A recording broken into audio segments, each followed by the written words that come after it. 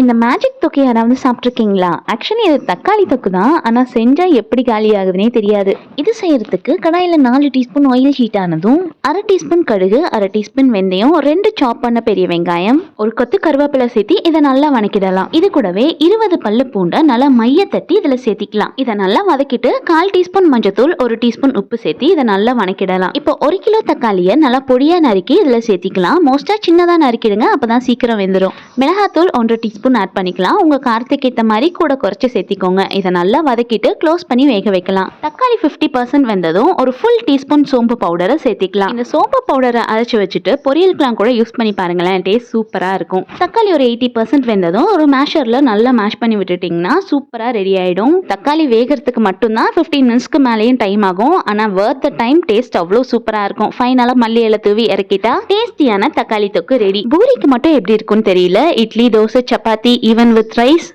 கலக்கல் combination. மறக்காம try பண்ணி பாத்துருங்க. வீடியோ பிடிச்சிருந்தா லைக் பண்ணிட்டு நம்ம சேனலை சப்ஸ்கிரைப் பண்ணிக்கோங்க.